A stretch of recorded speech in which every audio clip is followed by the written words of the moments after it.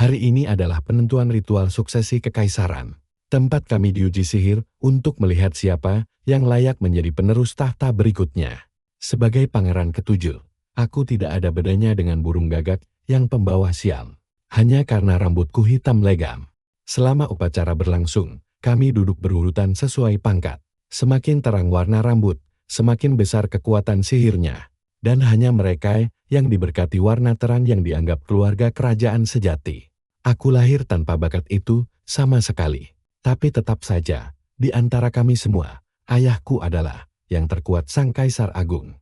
Begitu ritual dimulai, pangeran pertama langsung melangkah maju untuk menunjukkan kemampuannya. Lewat ingatanku, semua ini memang seharusnya terjadi begini. Tapi kali ini, ada yang terasa sangat berbeda. Semuanya bermula dari sebuah ruangan kantor di kehidupan masa laluku yang suram. Para penipu berkedok pebisnis sukses menawariku skema investasi palsu untuk melipat gandakan uang. Mereka bilang mereka cuma mau membantuku. Padahal setelah ayahku meninggal, aku harus terus banting tulang. Aku sangat putus asa saat itu. Aku marah setengah mati. Tapi orang miskin sepertiku tidak punya banyak pilihan. Akhirnya aku termakan umpan mereka. Uangku lenyap lebih cepat daripada surel pangeran Nigria palsu.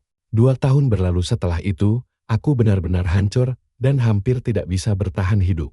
Makan camilan murah pun perutku langsung menolak dan memuntahkannya kembali. Sebagai pemuda miskin berusia 28 tahun di Korea Selatan, hidupku sangat jauh dari kata normal.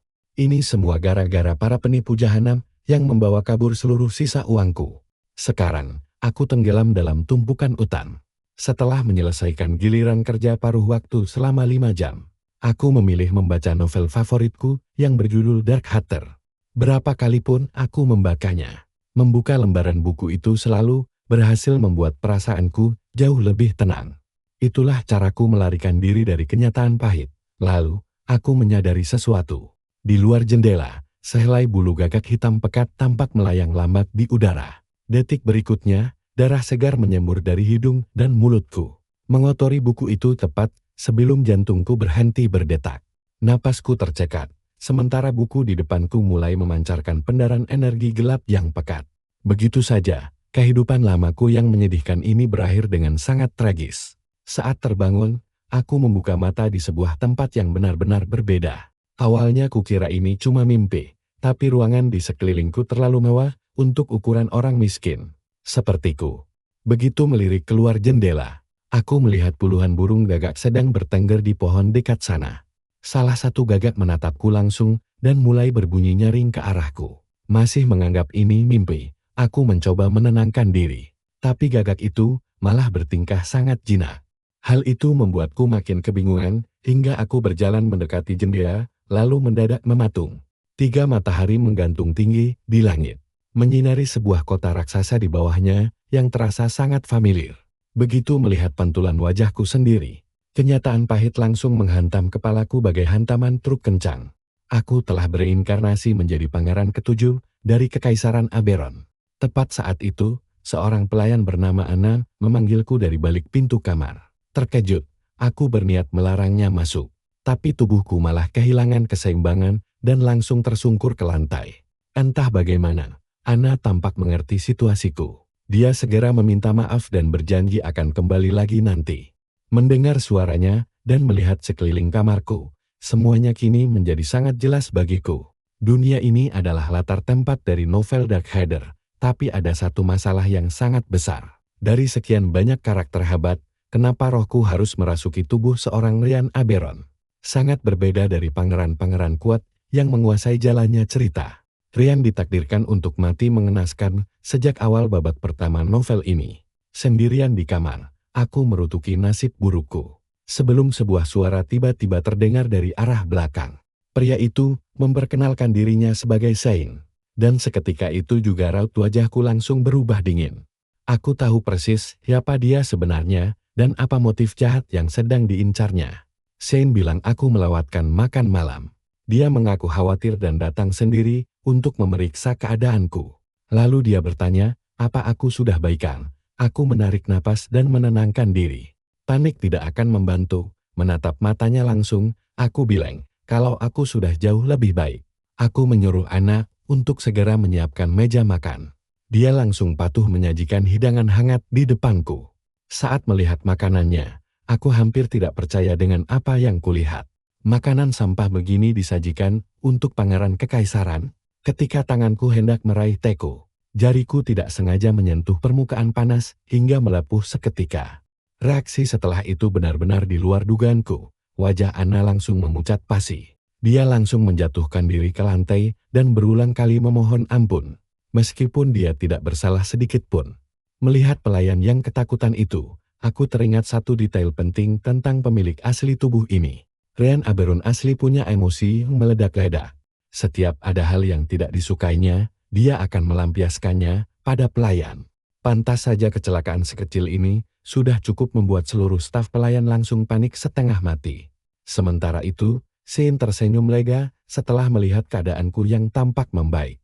Lalu, dia menunjukkan alasan sebenarnya bertamu kemari, sambil membentangkan beberapa dokumen penting di atas meja. Begitu melihat kertas-kertas itu, sinyal bahaya langsung berbunyi di kepalaku.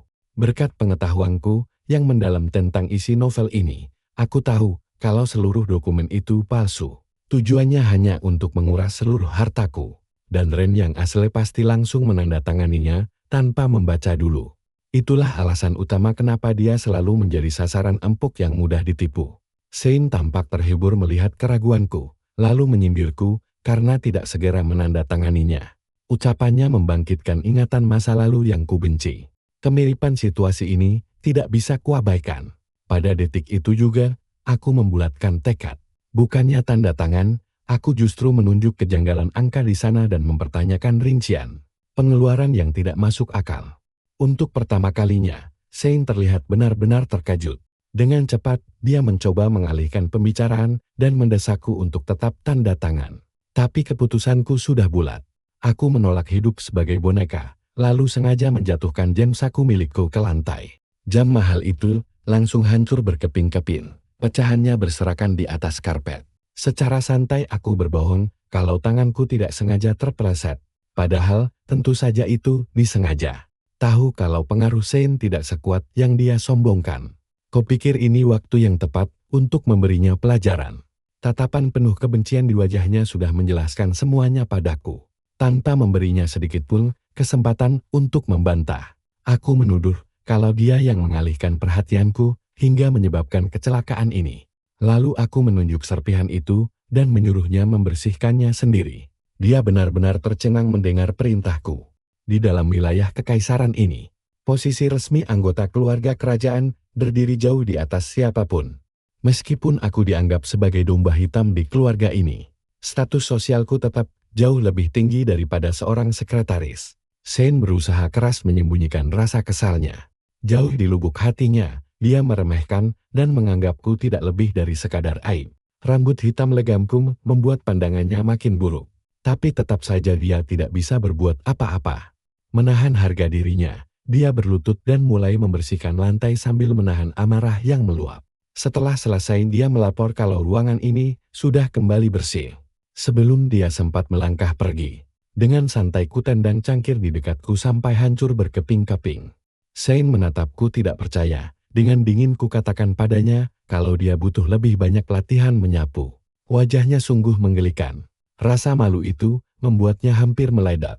Tapi dia tidak punya kekuatan untuk melawanku secara terbuka.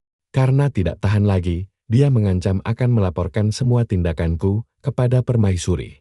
Sayangnya, ancaman itu sama sekali tidak berguna. Dia tidak punya hubungan langsung dengan keluarga kekaisaran dan hanya mengandalkan kekuasaan pinjaman.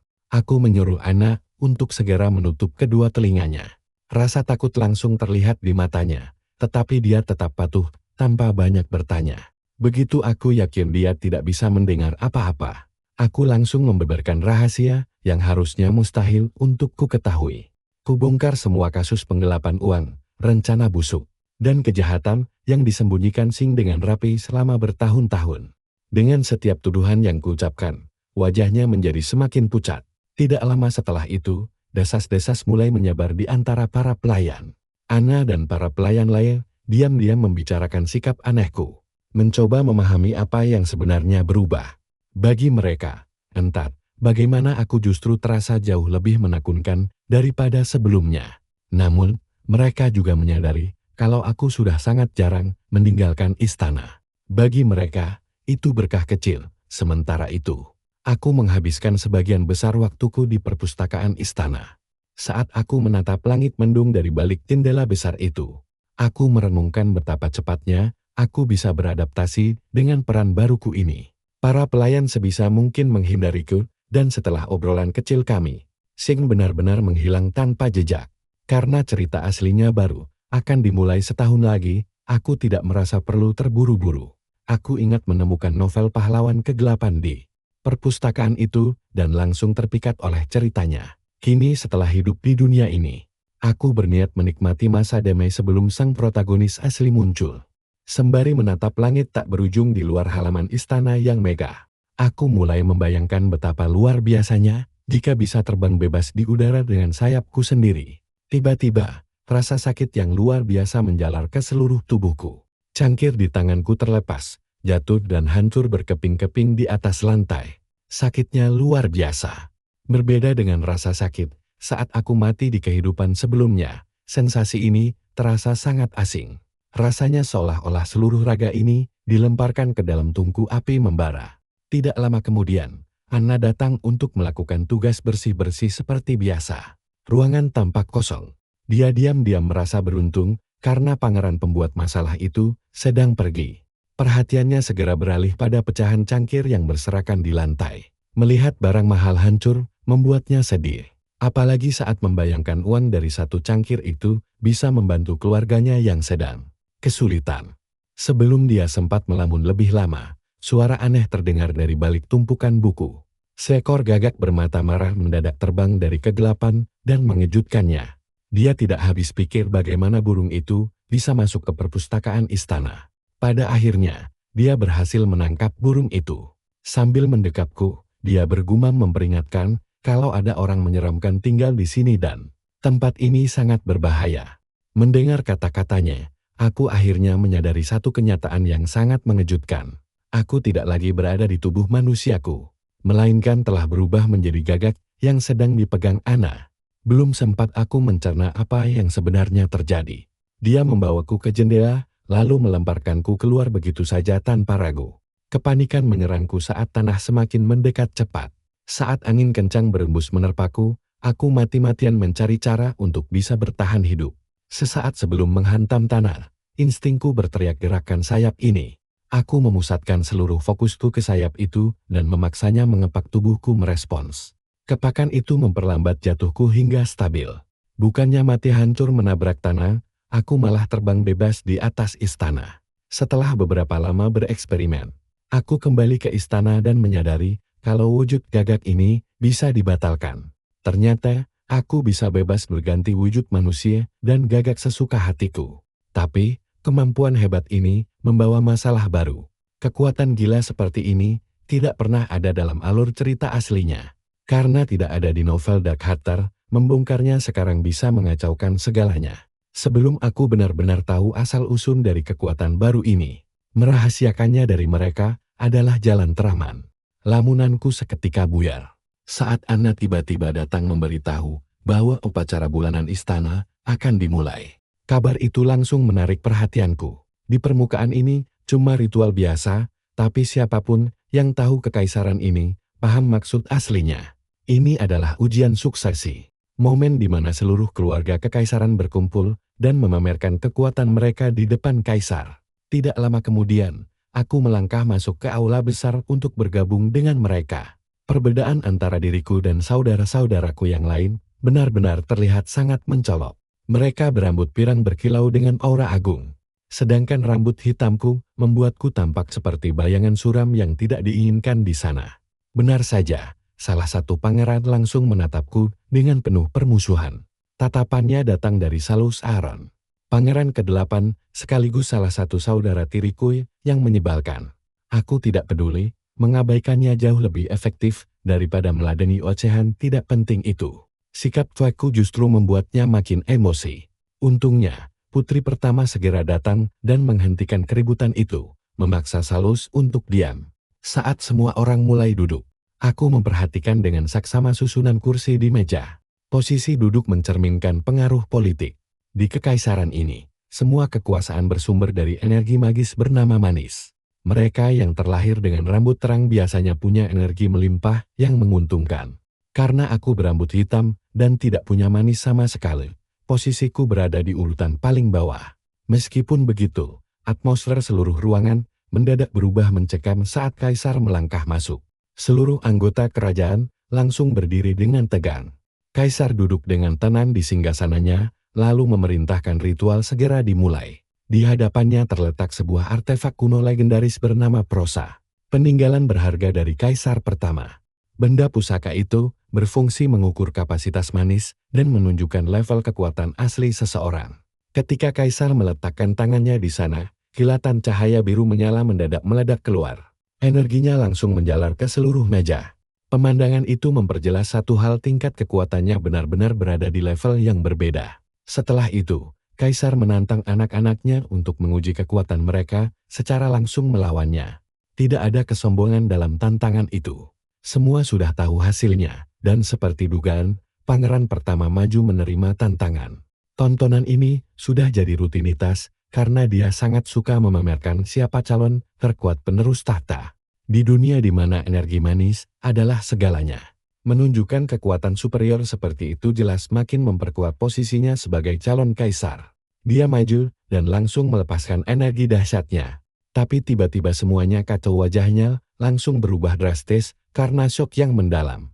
Detik berikutnya, darah segar menyembur dari mulutnya dan langsung menodai lantai marmer. Kepanikan seketika pecah. Aku hanya diam, sangat paham seberapa fatal situasi yang sedang terjadi. Berdasarkan cerita aslinya, pangeran pertama harusnya baru terkena penyakit misterius ini 6 bulan lagi. Kejadian ini terlalu cepat dan fakta bahwa ini terjadi sekarang hanya berarti satu hal mutlak. Garis waktu mulai berubah. Mana adalah kekuatan khusus dunia ini? Energi itu mengalir dalam darah kekaisaran. Tapi setiap orang memiliki atribut dan kemampuan berbeda. Pangeran pertama menggunakan mana air, sedangkan pangeran kedua memiliki elemen api yang membara. Untuk ujian pangeran pertama, hasilnya sudah ditebak. Pancaran mana biru miliknya hanya sanggup menutupi setengah bagian dari permukaan meja. Mengingat masih ada waktu 6 bulan sebelum insiden dalam novel. Hasil ini terasa sangat masuk akal. Di novel Dark Heider, penyakit misterius pangeran pertama tidak akan muncul selama 6 bulan ke depan. Itu adalah titik balik paling krusial dalam plot. Kejadian itu dirancang demi alur cerita selanjutnya. Kolapsnya pangeran pertama dan wujud transformasiku menjadi gagak hitam. Kedua hal krusial ini terjadi jauh lebih cepat dari jadwal yang seharusnya. Padahal pangeran ketujuh yang asli sama sekali tidak punya mana. Apalagi kemampuan untuk bertransformasi. Menyaksikan kekacauan di depanku, aku mulai curiga kalau kehadiranku di dunia ini telah mengubah lebih banyak hal daripada dugaanku. Dampak dari kegagalan ritual itu langsung membuat seluruh istana gempar bukan main. Pangeran pertama adalah yang paling menderita. Padahal semuanya masih terasa sangat normal pagi itu. Sekarang, tubuhnya mendadak tidak mau patuh setiap kali mencoba mengalirkan mana. Rasa sakitnya luar biasa. Saat rasa perih itu semakin menyiksa, dia berlutut lemas tanpa paham mengapa nasibnya jadi tragis begini. Rasanya sungguh menyiksa. Dia adalah pangeran pertama, calon kaisar masa depan. Pria yang seumur hidupnya percaya bahwa dia berdiri di atas semua orang. Kepercayaan dirinya langsung lenyap. Sambil menggenggam erat belati untuk menenangkan diri, sebuah suara dingin terdengar dari sudut kegelapan. Suara itu dengan santai menyarankannya untuk menurunkan belati jika dia masih ingin bertahan hidup. Tanpa ragu, dia langsung melempar senjata itu. Matanya langsung terbelalak kaget saat melihat sosok yang sangat dikenalnya melangkah keluar dari kegelapan. Itu akuran Aaron. Meski telah menyusup ke salah satu kamar paling ketat di istana, aku tetap merasa sangat santai. Pangeran pertama menuntut penjelasan bagaimana aku bisa masuk tanpa ketahuan. Aku hanya tersenyum tipis dan berujar, jika aku berniat membunuh, percakapan kita ini tidak akan pernah terjadi. Jawaban singkatku justru membuatnya semakin terkejut setengah mati. Begitu dia mendesak caraku menyelinap masuk, aku hanya menjawab santai bahwa aku baru saja memanjat dinding luar istana. Dia percaya atau tidak itu tidak penting untukku. Cara penyusupanku jauh tidak lebih berharga dibanding kondisi fisiknya yang sedang sekarat sekarang. Bukannya menjawab, dia malah tiba-tiba tertawa keras. Tawanya terdengar mengerikan, namun itu memperjelas satu hal bahwa dia merasa telah memahami situasi ini. Dengan sok tahu, dia langsung menuduhku telah meracuninya demi mendapatkan keuntungan politik di masa depan. Merasa yakin sudah menemukan kebenarannya, dia langsung menerjangku. Sebelum serangannya mendarat, aku memperingatkannya dengan tenang bahwa rasa sakit ini baru permulaan. Dalam 1 minggu, rasa sakit itu akan membuat dia memohon agar semuanya dihentikan. Peringatan itu langsung membuatnya membeku di tempat. Untuk pertama kalinya sejak kami bicara, keraguan nyata muncul di wajahnya. Aku menjelaskan bahwa aku tidak meracuninya, bahkan tidak tahu dalang di balik kondisi itu. Yang aku tahu pasti adalah penyakitnya itu akan terus bertambah parah. Menatap matanya langsung, aku bicara dengan nada yang sangat serius. Percakapan ini adalah kesempatan terakhir baginya untuk menyelamatkan diri sendiri. Setiap kata yang kuucapkan terdengar begitu meyakinkan hingga membuatnya bimbang. Setelah pesanku tersampaikan, aku berubah menjadi burung gagak lalu terbang keluar jendela.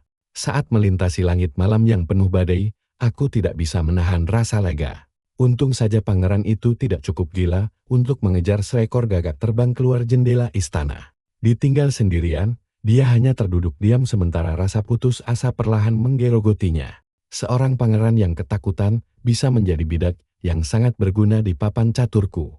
Bagiku sendiri, aku segera menyadari bahwa wujud gagak ini sangat cocok untuk perjalanan jauh. Semuanya berjalan lancar sampai tiba-tiba firasat bahaya yang amat sangat menyelimutiku. Beberapa saat kemudian, perhatianku kembali terfokus pada istana. Selama 2 hari, aku tetap mengurung diri di kamar memikirkan langkah selanjutnya. Di luar pintu, Anna semakin cemas karena aku sama sekali belum makan. Aku juga tidak bersuara sedikit pun, bagi dirinya, itu jelas bukan pertanda baik. Isi kepalanya mulai membayangkan berbagai bencana mengerikan yang mungkin terjadi. Lagi pula, jika terjadi sesuatu pada anggota keluarga kekaisaran saat di bawah pengawasannya, akibatnya akan jauh lebih buruk daripada memecahkan cangkir teh. Tidak sanggup menahan kecemasannya lagi, Anna akhirnya mengetuk pintu kamarku dan memanggil dengan sangat hati-hati. Sesaat kemudian, aku pun membukanya. Terkejut karena aku mendadak muncul, dia kehilangan keseimbangan dan tersandung ke dalam kamar. Nampan yang ada di tangannya langsung melayang ke udara. Makanan berhamburan di lantai, dan wajah Anna mendarat langsung menghantam tanah. Jujur saja, itu adalah rangkaian kesialan yang cukup mengesankan. Aku menyaksikan semua itu tanpa rasa simpati, sementara Anna langsung buru-buru minta maaf. Air mata mengalir di pipinya saat dia memohon ampun sambil terbata-bata mencoba berbicara. Reaksinya itu mengingatkanku betapa takutnya orang-orang, para pelayan istana ini, terhadap sosok pemilik asli tubuhku. Aku bertanya, bagaimana dia akan mengganti rugi karena mengotori lantai dan sepatuku. Pertanyaan itu hampir membuatnya makin panik. Untung saja aku tidak berniat memperumit masalah. Aku hanya memerintahkannya membersihkan semuanya dalam 5 menit, lalu segera pergi. Aku juga melarangnya masuk ke kamarku tanpa izin dariku terlebih dahulu. Lebih dari apapun, aku ingin ketenangan, sementara waktu terus berjalan. 1 bulan telah berlalu, sejak ritual kacau yang mengubah segalanya. Di seluruh istana, desas-desus berembus luas bahwa pangeran pertama kehilangan mana dan tidak bisa lagi menggunakan kekuatan yang menopang posisinya selama bertahun-tahun. Bagi pangeran dan putri lainnya, kabar ini adalah kesempatan emas sekali seumur hidup. Untuk pertama kalinya setelah sekian lama, keseimbangan kekuatan dalam keluarga kekaisaran mulai bergeser. Demi membungkam semua gosip miring itu, pangeran pertama meyakinkan kaisar untuk memajukan jadwal perburuan tahunan kerajaan. Para bangsawan dan keluarga kerajaan dari seluruh penjuru kekaisaran berkumpul dengan cepat. Saat menunggang kuda menuju hutan, fokusku sepenuhnya tertuju pada hal lain yang jauh lebih penting. Aku cuma peduli pada satu pertanyaan. Apa perubahan ini sudah memengaruhi protagonis utama Dark Header? Hari ini, aku berniat mencari tahu jawabannya. Diam-diam aku mengamati kerumunan pahlawan asli novel ini, harusnya ada di sekitar sini. Menemuinya langsung bakal membuktikan seberapa jauh alur cerita aslinya sudah melenceng. Tak lama kemudian, Solos Iron muncul di sampingku dengan wajah merendahkan seperti biasa.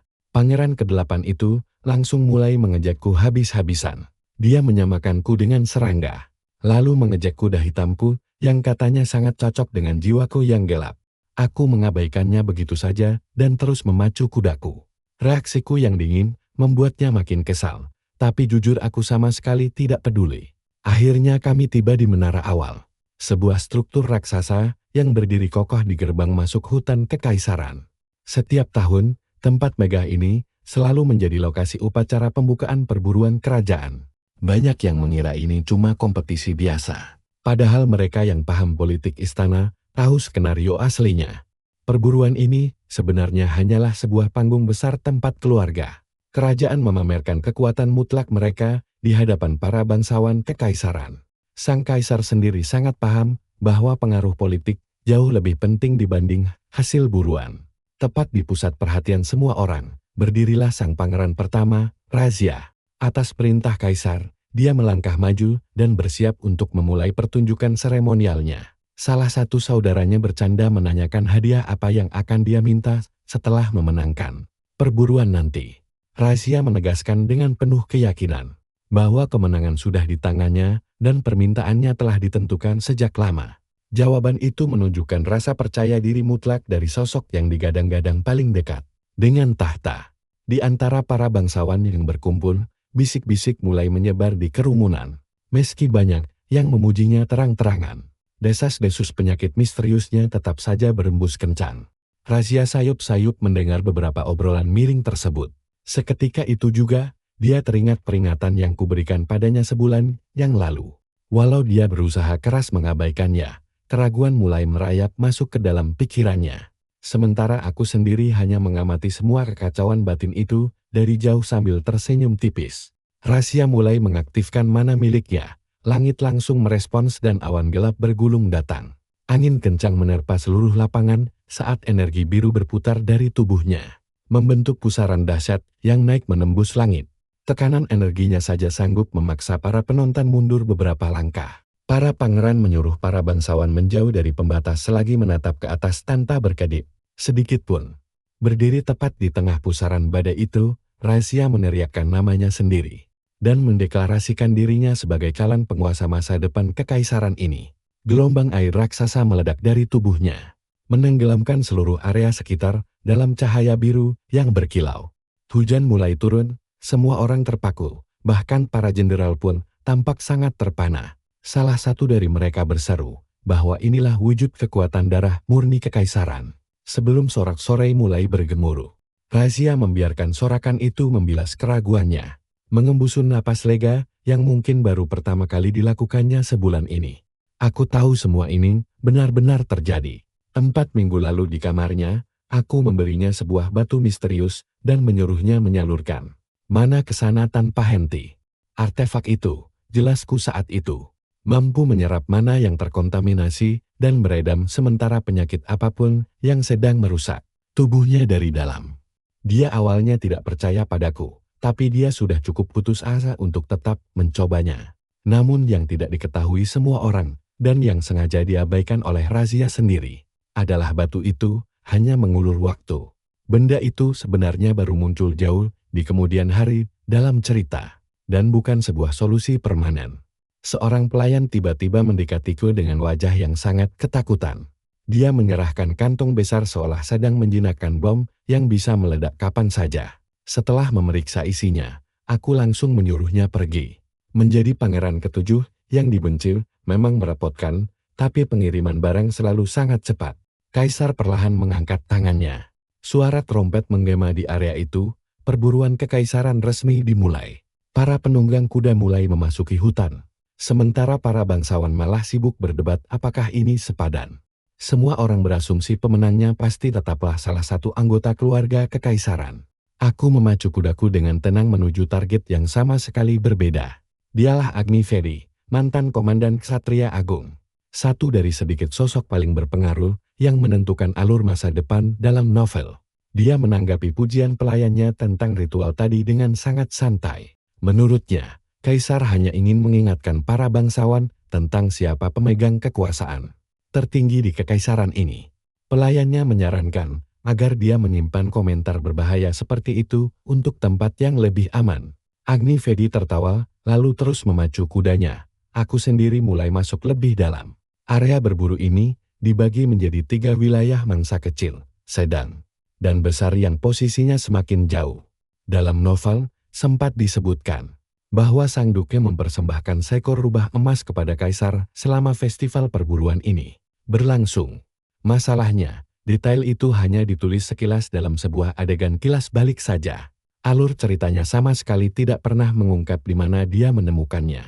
Itulah mengapa aku menghabiskan banyak waktu mengitari hutan kekaisaran yang luas ini dalam wujud gagakku. Rubah emas sangatlah langka, jadi aku harus mempersempit wilayah pencarian agar tidak membuang waktu. Untungnya, ada satu petunjuk kecil dari novel yang terus kuingat. Setelah berburu, Sang Duke kabarnya sempat membasuh tangannya di aliran air yang jernih. Berbekal petunjuk itu, aku yakin rubah tersebut berada di sekitar danau wilayah barat daya hutan ini. Setelah menentukan tujuan, aku terus bergerak maju sambil menunggu kesempatan emas yang tepat. Aku juga merasa lega karena Sing berhasil membawakan kantong besar yang kupesan itu.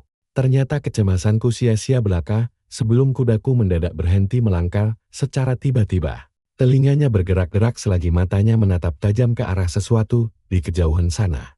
Aku lekas turun dan melihat apa masalahnya.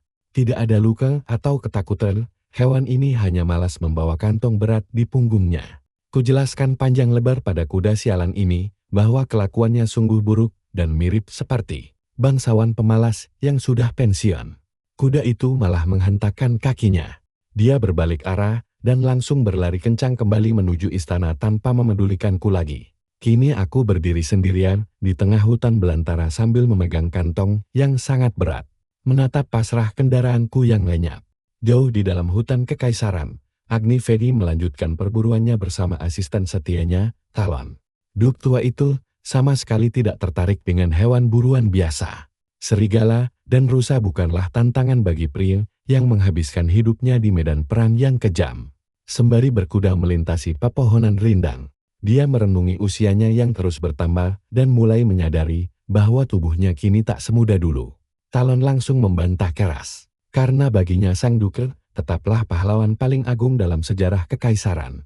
Kemenangan Sang Duke telah melindungi negara ini dari berbagai konflik berdarah. Hampir tidak ada orang yang bisa menandingi pencapaian luar biasanya.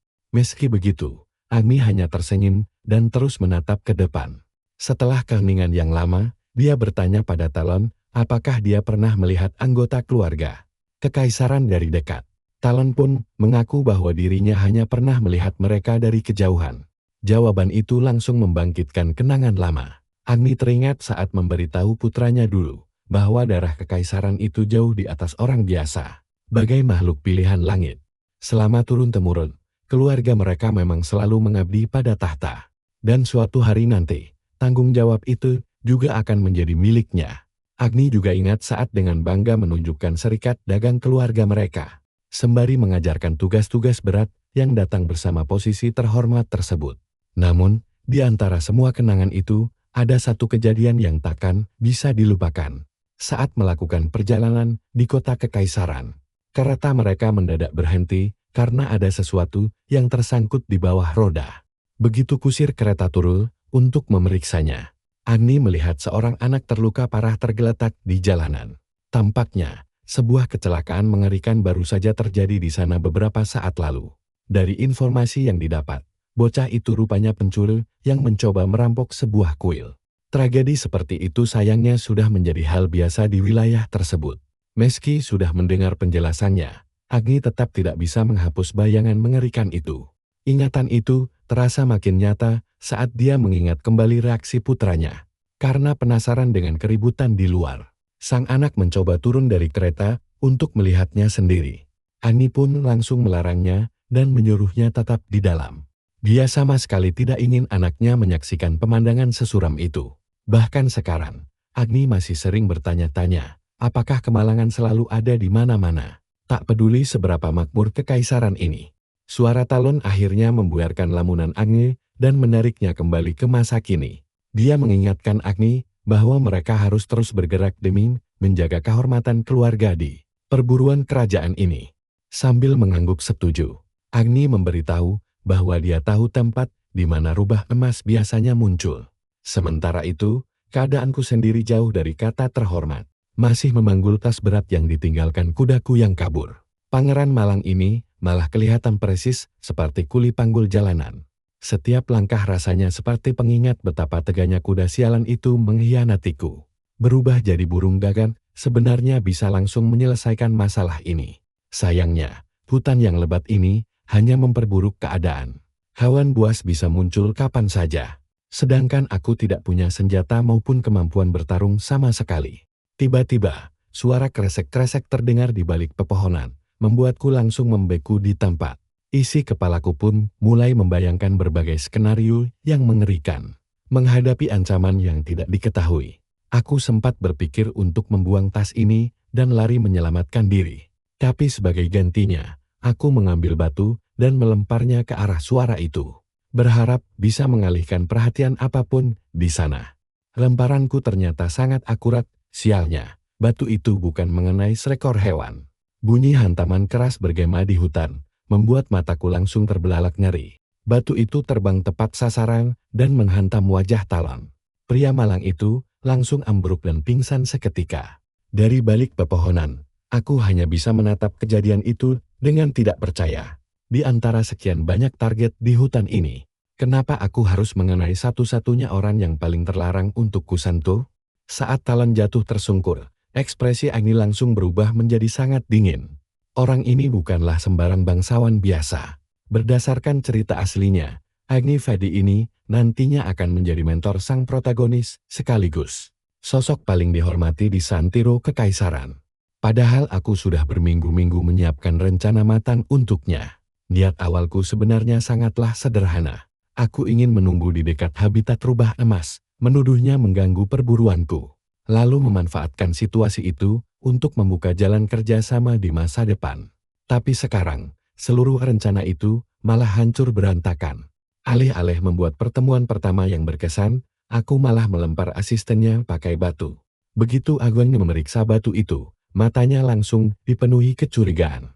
Serangan itu jelas-jelas disengaja. Wajar saja kalau dugaannya langsung mengarah pada upaya pembunuhan berencana.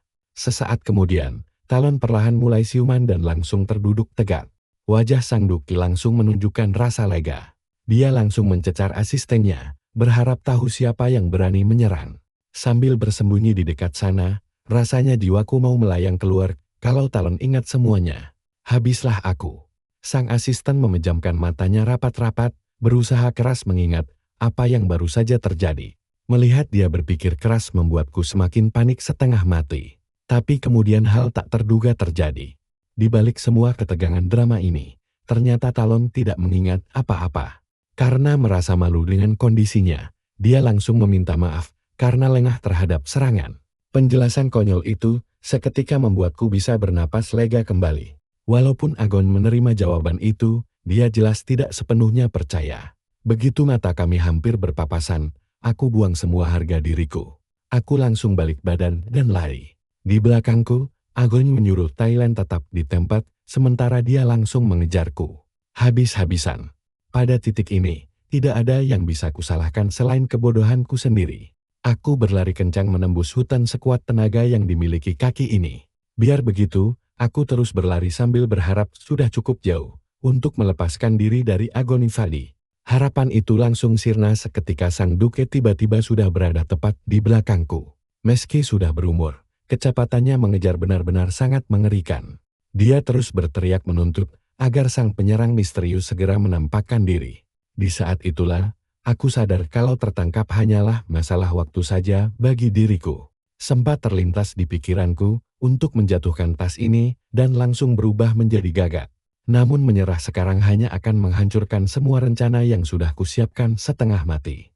Jadi, alih-alih menyerah pasrah, aku memutuskan mencoba sesuatu yang berbeda sama sekali. Tiba-tiba, kegelapan asing yang aneh mulai berkumpul di sekitar kakiku. Energi misterius itu menyelimuti seluruh tubuhku dan melontarkanku ke depan dengan kekuatan dahsyat. Bahkan Agon pun terkejut melihat jarak kami melebar begitu cepat.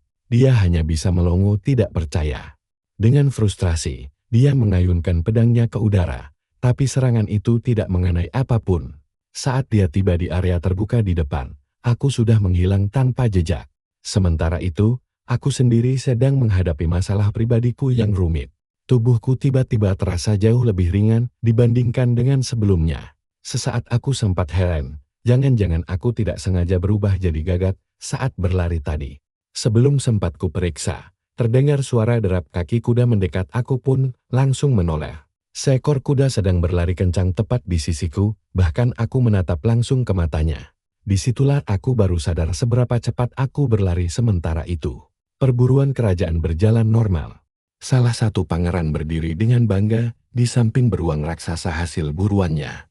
Anggota kerajaan lainnya memberi selamat sambil bergumam bahwa kemenangan pangeran itu sudah pasti terjamin.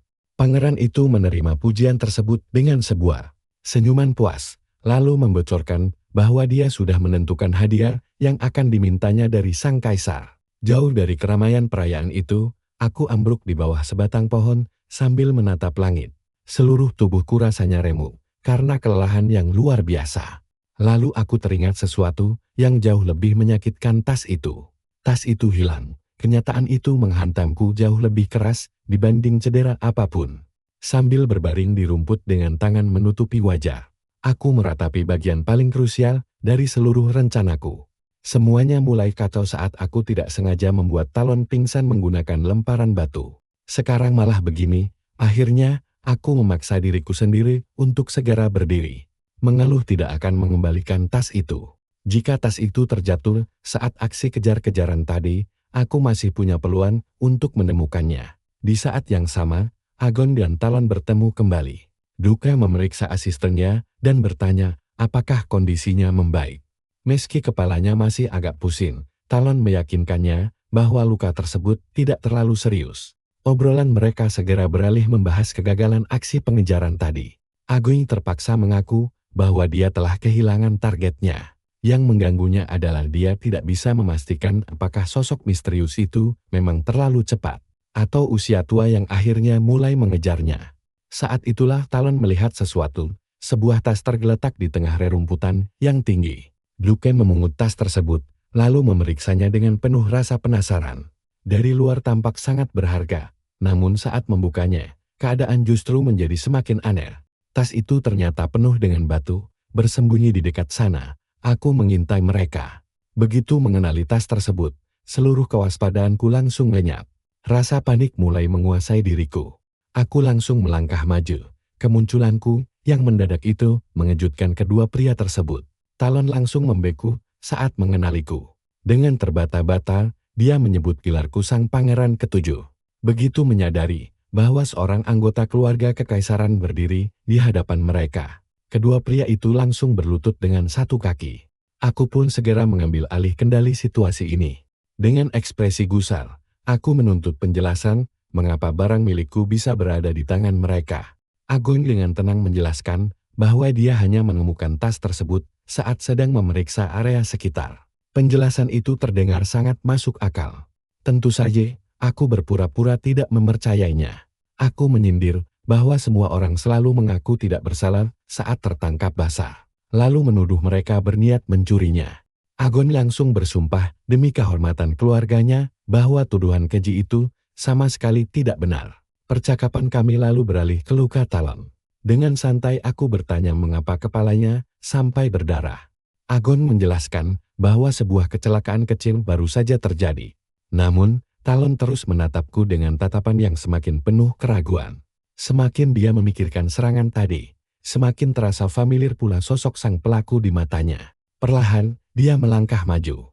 Suaranya yang bergetar menandakan bahwa dia hampir menyadari sebuah kebenaran yang sangat buruk. Sebelum dia sempat menyelesaikan kalimatnya, aku langsung mencengkeram rambutnya erat-erat. Dengan kasar, aku menegurnya karena berani berbicara tanpa izin dan tidak menghormati keluarga kekaisaran. Aku bahkan mengisyaratkan bahwa sebilah pedang bisa dengan mudah memperbaiki kelakuannya itu. Ketakutan langsung memenuhi mata Talon saat sang duke melangkah maju. Tanpa ragu sedikit pun, Agoni memosisikan dirinya di antara sang pangeran dan asistennya. Aku mengalihkan perhatianku sepenuhnya pada Agoni. Mempertanyakan bagaimana bisa seorang abdi kekaisaran tetap begitu tenang padahal asistennya sendiri baru saja hampir mati. Aku menyindir bahwa kesetiaannya pada tahta kekaisaran benar-benar luar biasa. Lalu aku menambahkan bahwa dengan begini, putranya pun kelak pasti akan tumbuh menjadi sosok yang sama setianya kepada keluarga kekaisaran. Kata-kataku jelas mengandung nada ejekan yang sangat tajam. Aku menyerahkan tas itu kepada Agoni dan berkata bahwa pertemuan kami pastilah sebuah takdir. Aku sengaja menahan nadaku saat memperingatkannya bahwa isi tas ini sangat penting dan tidak boleh hilang dalam situasi apapun. Kelihatannya cuma kata-kata sederhana, tapi makna di baliknya jauh dari kata biasa. Agon menerimanya sambil menatapku penuh selidik. Aku pun langsung pergi. Begitu melangkah masuk ke hutan, beban berat di pundakku perlahan mulai berkurang. Sikapku tadi memang sangat buruk, tapi menanam keraguan di kepala Agon itu mutlak diperlukan. Begitu aku tidak terlihat lagi, Talon langsung meminta maaf karena membuat masalah. Agoni mengabaikan hal itu dan berkata bahwa anak muda itu sangat beruntung cuma mendapat luka ringan. Tiba-tiba Talon langsung mematung. Dengan wajah sangat serius, dia mengaku akhirnya ingat siapa yang melempar batu itu. Pelakunya adalah aku, sang pangeran ketujuh Ren Eran. Tapi sebelum dia lanjut bicara, Agoni langsung membungkamnya. Wajah sang adipati tua itu tetap datar tanpa ekspresi saat menyuruh asistennya untuk tutup mulut. Sambil melangkah pergi, meninggalkan kediaman Agoni Fades. Pikiranku melayang keingatan masa depan tentang novel Dark Heather. Di cerita aslinya, sang adipati baru akan mengkhianati keluarga kekaisaran setelah dia kehilangan putra tercintanya. Kematian itu menghancurkan kesetiaan seumur hidupnya dan menyeret dirinya ke jalan pemberontakan. Jika aku ingin momen kehancuran itu terjadi lebih cepat, butuh pemicu yang sangat kuat. Benihnya sekarang sudah tertanam, kini aku tinggal menunggu hasilnya. Kembali ke area perburuan, kompetisi ketat ini akhirnya hampir selesai.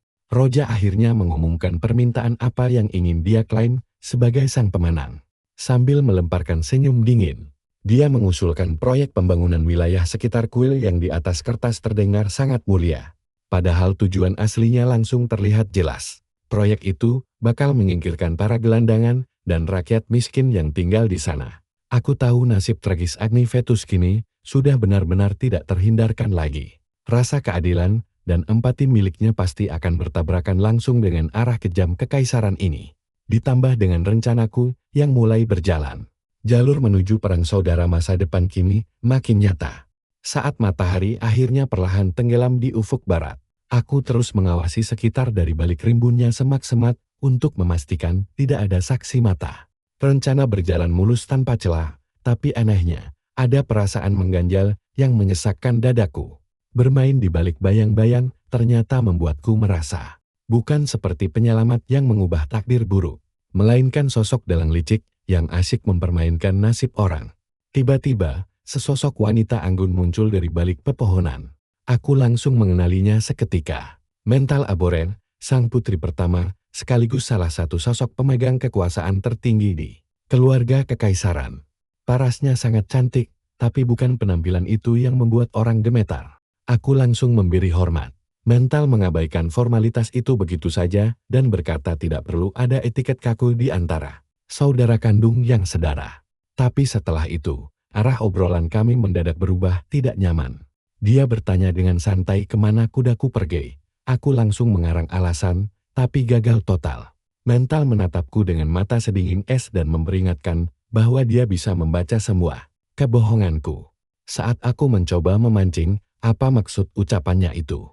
Dia mengungkap bahwa pengawalnya telah menemukan seekor kuda hitam yang berkeliaran sendirian di dalam hutan.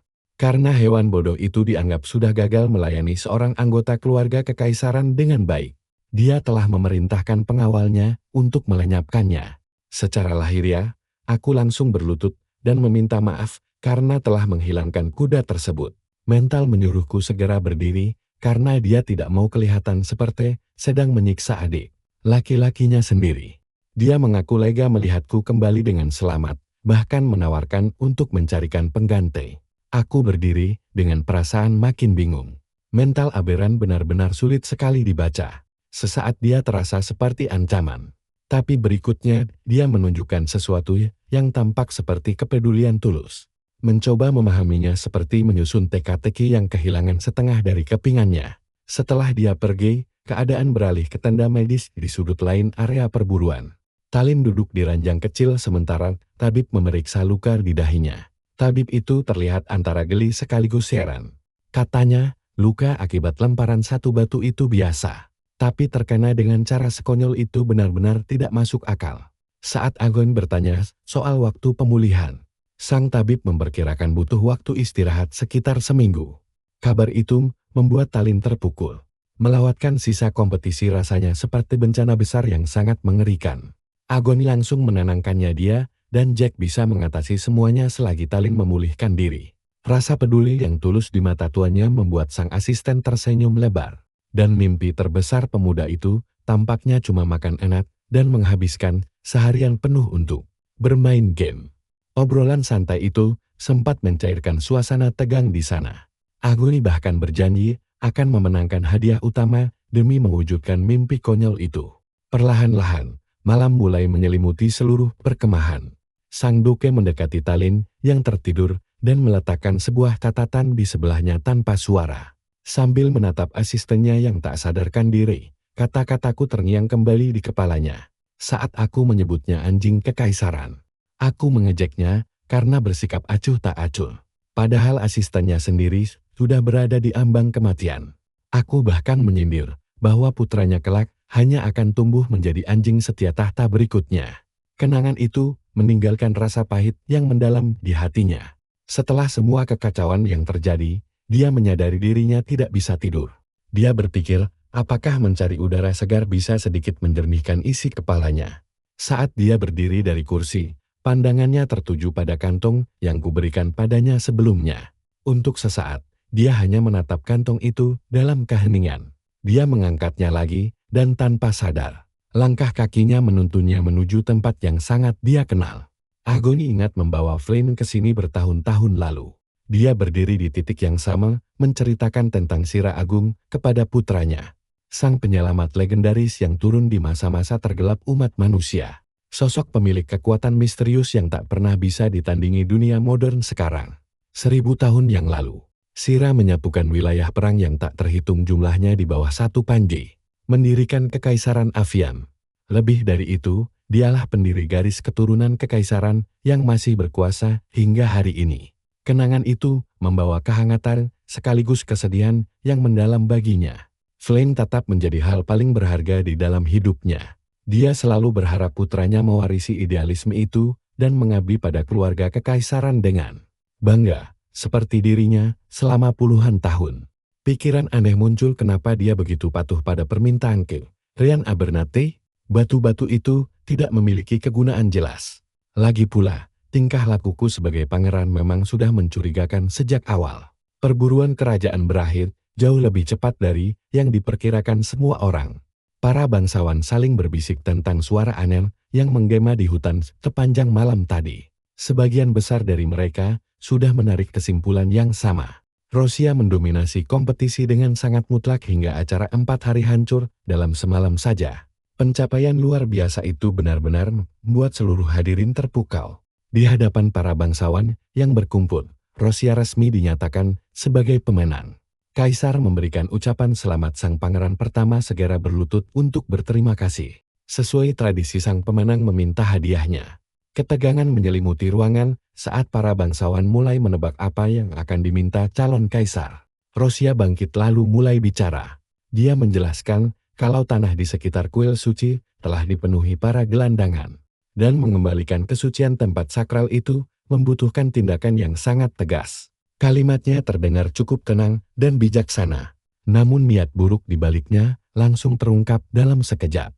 Usulannya itu akan memberikan dirinya wewenang mutlak untuk mengusir seluruh orang dari wilayah itu tanpa sisa. Saat wajah sang putra melintas di benaknya, seluruh firasat buruk beberapa bulan terakhir mendadak terhubung menjadi satu. Masa depan buruk yang paling dia takuti kini berada tepat di depan matanya. Keputusan pun diambil, dia langsung menggenggam pedangnya dan melangkah maju ke depan. Keterkejutan langsung melanda seluruh ruangan saat salah satu dari pahlawan terbesar kekaisaran berjalan mendekati keluarga kerajaan dengan tangan siap menghunus senjata. Sementara itu rencana besarku mulai berjalan mulus. Aku muncul di depan Talon, lalu menyuruhnya dengan tenang untuk bergerak perlahan. Kukatakan padanya untuk segera mengumpulkan obat-obatan. Lalu bertanya, mengapa dia masih bersantai padahal upacara penobatan sudah dimulai. Pertanyaanku membuatnya bingung. Dia pun balik bertanya tentang upacara apa yang kumaksud. Begitu aku menjawabnya, dia langsung berlari keluar dengan panik. Tanpa memedulikan rasa sakit luar biasa di kepalanya, Talon menerobos kerumunan orang. Saat dia sampai di bagian depan kuil, pemandangan di sana membuatnya langsung terdiam membisu. Adipati Agon Fedu tampak berlutut di tanah, dikelilingi puluhan kesatria yang siap menghunus senjata. Di tengah arena, Rusia berdiri tegak dan menatapnya ke bawah dengan sorot mata dingin. Sang pangeran pertama menuntut penjelasan atas tindakan nekat dari Adipati Agoni. Menghadapi itu, sang adipati hanya menjawab tenang. Dia menyatakan bahwa keluarganya telah mengabdi dengan setia pada kekaisaran selama 1000 tahun lebih. Generasi demi generasi telah mengorbankan segalanya demi tahta suci ini. Namun seiring berjalannya waktu, kesetiaan mereka perlahan mulai menyimpang. Alih-alih melindungi kekaisaran secara terhormat, keluarga seperti miliknya justru sering dipakai untuk menindas rakyat jelata. Sambil mengucapkan itu, Adipati Agoni resmi menyampaikan permohonan terakhirnya kepada sang kaisar. Sang kaisar mendengarkannya dalam keheningan total. Akhirnya sang kaisar pun mengakui pengabdian panjang sang adipati seumur hidupnya. Dia mengakui bahwa Agon Fedu telah melayani kekaisaran jauh lebih setia daripada siapapun. Tapi kesetiaan itulah yang membuat segalanya menjadi sangat ironis. Pengabdian yang membuatnya dihormati kini malah mendorongnya untuk menentang titah resmi dari kekaisaran. Berdasarkan hukum kekaisaran, siapapun yang menghalangi kehendak tahta harus menerima hukuman mati. Agoni memahami aturan itu melebihi siapapun. Dia menyatakan bahwa dirinya sangat rela membayar pelanggaran berat ini dengan nyawanya sendiri. Ucapan itu menghancurkan hati Talon. Dia berteriak memanggil tuannya dan mencoba menerobos barisan kesatria. Dari dalam kerumunan, aku mengamati semua kekacauan ini dengan tenang. Sebagian dari diriku berharap agar sang protagonis asli bisa menyaksikan momen epik ini juga. Jauh dari kemegahan upacara itu, seorang kelana tampak berlutut di tepi aliran sungai. Dengan tubuh lelah akibat perjalanan jauh, dia mengambil air dengan tangannya dan bersiap meminumnya. Sebelum dia sempat bergerak, energi biru misterius tiba-tiba mengalir deras di permukaan sungai. Fenomena itu langsung menarik perhatiannya. Pengembara muda itu menatapnya dalam diam. Perlahan menurunkan tudung kepala yang menutupi wajahnya. Sosok yang menyaksikan semua itu dari kejauhan tidak lain adalah Raidel. Protagonis asli dari novel Dark Heather akhirnya muncul juga. Kepala keluarga Fedius, sang pahlawan pendukung setia keluarga kekaisaran selama 1000 tahun lebih. Sosok yang meraih segudang prestasi di medan perang selama 30 tahun mengabdi. Dan kini, pria itu dituduh melakukan kejahatan besar karena dianggap menghina keluarga kekaisaran. Atas nama kekaisaran, Rahasia Aberon menyatakan bahwa hukuman mati akan segera dilaksanakan. Sihir berkumpul di sekitar sang adipati mana bergetar hebat saat energi kuat memenuhi area. Tekanan itu sangat luar biasa, sampai sang adipati hampir tidak bisa bernapas. Namun, bahkan di saat kritis seperti itu, perhatiannya justru teralih. Dia melihat Talon pemandangan yang membuatnya bingung. Kenapa asistennya ada di sini? Sebelumnya, dia hanya mengira Talon melebih-lebihkan rasa pusing yang dirasakannya tadi. Sadar pemikiran itu tidak adil. Rasa bersalah pun mulai menyelimuti hatinya. Namun, ada hal yang jauh lebih penting di kepalanya. Seseorang harus melindungi putranya, Flynn. Lalu dia melihatku saat aku mencoba menyampaikan sesuatu, dan dia membaca gerak bibirku. Jangan mati dulu. Tepat di saat itu juga, Rahasia langsung mengaktifkan kekuatannya. Semburan sihir raksasa meledak ke atas, melontarkan tubuh sang adipati ke langit. Darah menyembur dari mulutnya lalu, dengan lambaian tangan sederhana. Pangeran pertama mengakhiri semuanya. Talon berdiri mematung ketakutan. Sedangkan aku hanya bisa menyaksikannya diam. Dari kejauhan, bahkan Flynn menyadari ada sesuatu yang aneh di luar jendelanya. Sebuah objek bercahaya melesat cepat membelah langit bagaikan bintang jatuh. Tak jauh dari sana, sang protagonis utama juga melihatnya dan langsung berlari mengejar. Dia menghentakkan kakinya kuat-kuat dan melesat maju dengan kecepatan penuh. Jarak yang jauh langsung terpangkas sekejap. Dia masih belum tahu objek apa itu sebenarnya. Apakah itu manusia atau senjata? Dia melompat tinggi, lalu menjulurkan tangannya untuk menangkapnya. Langkahnya terhenti mendadak. Dia telah sampai di tepi tebing. Dia mengamati sekeliling, cemas jika telah kehilangan jejak objek itu. Sesaat kemudian, dia baru menyadari bahwa objek itu menabrak lereng gunung. Berniat mencari tahu identitasnya, dia menuju lokasi tabrakan, sementara Talon masih terpaku syok. Di sekitarnya, orang-orang sudah mulai berbisik membahas masa depan keluarga Fadius. Kaisar dengan tenang menyatakan, masalah ini telah selesai. Salah satu pengawas kemudian mengumumkan bahwa upacara penutupan kompetisi berburu kerajaan akan segera dimulai tepat pada tengah hari nanti. Rahasia hanya menghela napas menurutnya, mereka baru saja menangkap seekor serangga kecil. Saat orang-orang yang tidak tahu diri itu diberikan belas kasihan, mereka pada akhirnya akan menjadi cukup berani untuk merangkak keluar. Kerumunan mulai berbisik-bisik, banyak yang mengklaim bahwa riwayat keluarga Fadius telah tamat. Sebagian menyebut sang adipati bodoh. Talon pun berbalik pergi selagi orang-orang mulai meludahinya. Bahkan ada yang meneriakinya pengkhianat. Aku melihatnya pergi dengan hati yang pasti hancur. Sang adipati sudah lebih dari sekadar tuan baginya, tapi aku tahu ini bukanlah akhir. Kembali di tendanya, Talon menyadari ada sebuah surat kecil yang menunggunya. Segelnya milik keluarga Fadius itu adalah pesan terakhir yang ditinggalkan sang adipati.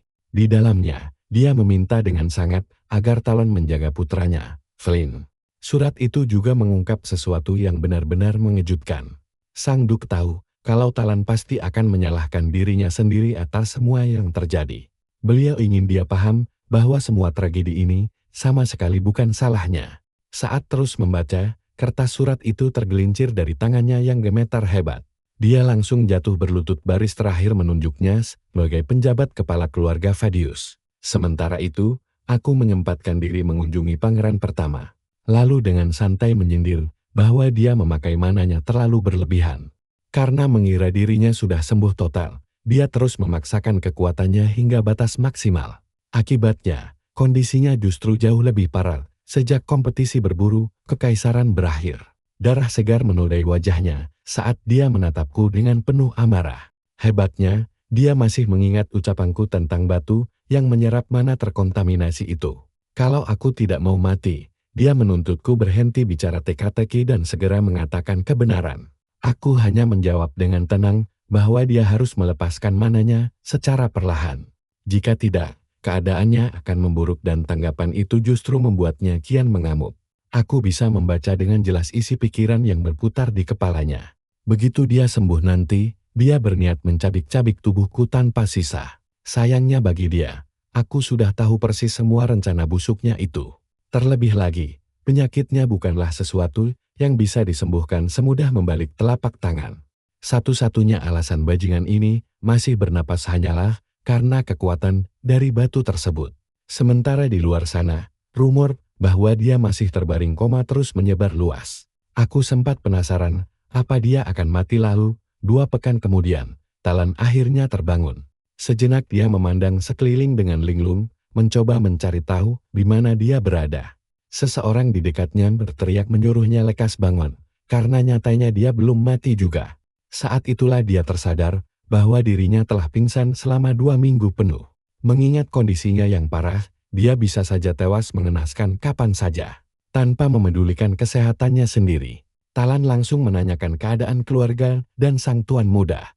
Jawabannya tidak melegakan situasi keluarga mereka saat ini benar-benar kacau. Sebagian besar mitra bisnis mereka telah pergi, meninggalkan mereka. Banyak pelayan juga memilih untuk pergi. Keuangan mereka hancur lebur, membuat mereka tidak punya muka untuk meminta bantuan kekaisaran. Sebelum obrolan berlanjut, terdengar suara mungil yang memanggil namanya dari kejauhan. Talon mendengar panggilan itu. Talon langsung duduk tegar dan membungkuk hormat. Berdiri di hadapannya adalah sang tuan muda, Flynn, yang langsung menanyakan kondisinya. Bocah itu menjelaskan bahwa segunung masalah muncul selama Talan tidak ada di sana. Bahkan persiapan pemakaman Sang Bluke pun kini terhambat sangat parah. Sebelum Flynn sempat melanjutkan, sayup-sayup terdengar suara beberapa orang yang sedang bergosip di luar. Mereka menuduh kematian Bluke adalah akibat langsung dari gaya hidupnya yang ceroboh. Sebagian lagi mengejeknya karena memiliki anak di usia senja. Mendengar rumor itu, Talan langsung tersadar. Noda pada reputasi keluarga mereka tidak akan bisa hilang dengan mudah. Raut wajahnya seketika menggelap, lalu dia segera memanggil Pale. Begitu pria itu tiba, Talan langsung memerintahkan untuk memotong lidah semua penyebar fitnah dan membawanya ke hadapannya. Bagi dia, itu hukuman yang sangat setimpal, namun Pale justru ragu. Talan menatapnya tajam, lalu bertanya dengan tenang, apakah dia perlu mengulangi perintahnya. Keraguan itu langsung sirna seketika Pale membungkuk hormat dan pergi melaksanakan tugasnya. Selanjutnya, Talan melontarkan pernyataan lain yang mengejutkan, tidak akan ada upacara pemakaman. Mendiang Duke tidak akan lagi diakui sebagai bagian dari anggota kehormatan keluarga Vadius. Pernyataan itu membuat sang tuan muda langsung tercengang. Kepanikan mulai terbaca di wajah Flynn sebelum Talin menjelaskan alasannya. Sebagai penjabat kepala keluarga Vattisre, dia memikul tanggung jawab penuh untuk melindunginya. Sampai sang tuan muda cukup umur untuk mewarisi posisi itu, tugas tersebut ada di tangannya. Mulai hari ini, dia bertekad mendedikasikan seluruh hidupnya demi menjaga kehormatan serta kelangsungan keluarga Vattis. Dan jika perlu, dia bakal menghalalkan segala cara demi mewujudkan tujuan itu.